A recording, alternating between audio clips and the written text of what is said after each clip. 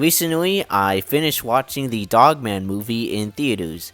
Now, before talking about the movie itself, I have been a fan of Dogman ever since I was 8, and I read all the books up until the 10th one, which was Mothering Heights. I was in middle school around that time, and they also announced that they were going to make a Dogman movie by DreamWorks. And I gotta say, I was very, very excited to see how they would adapt the books into a movie. But not gonna lie, I kind of forgot that this movie was even happening.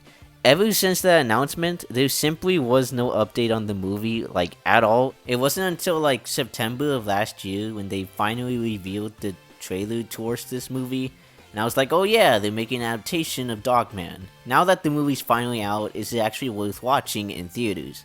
Well, let's talk about it. Before getting into the things that I enjoyed about this movie, I want to talk about the things that I didn't enjoy about this movie, and that was the pacing at the very start of the movie. I don't know why, I don't even know how to explain it either, but this movie's pacing at the very start of the movie goes by extremely fast. So much stuff happens that it doesn't let the audience take a breather for what is going on.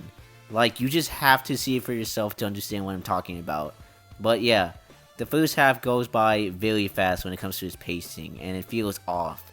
But thankfully, this doesn't last throughout the whole movie once Dogman starts arresting Petey and all of that. Another complaint that I have is the fact that the movie's story doesn't actually start until, like, Petey gets the clone machine to create Little Petey, and from there on, it just becomes an adaptation of the third book, Tales of Two Kittens, which is a good book, but honestly, it kind of takes a while for us to get to that point. And that's all I gotta complain about when it comes to this movie. Now let's talk about the things that I actually did enjoy about this movie, starting off with the animation, which is absolutely beautiful.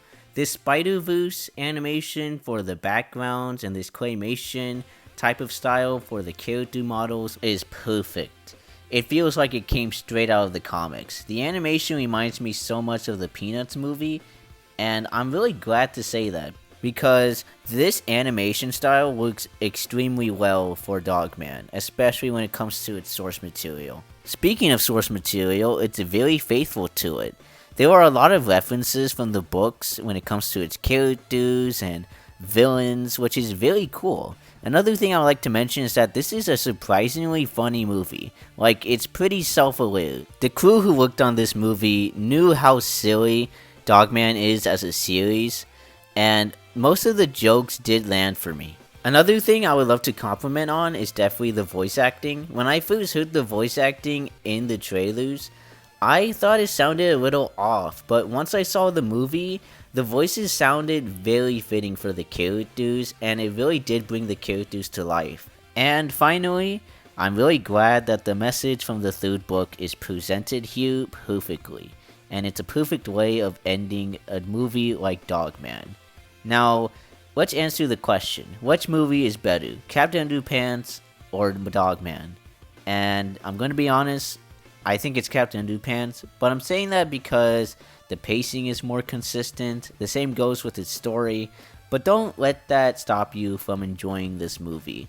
Trust me, if you are a big fan of Dogman, then this movie will not disappoint. This is definitely a movie to check out in theaters. Overall, I give it the score of an 8 out of 10. Even if you're not familiar with the books themselves, this is still a very fun movie to watch. If you have seen the movie, let me know your thoughts on it in the comments down below. Anyways, thank you all so much for watching, and I will see you all next time. Bye.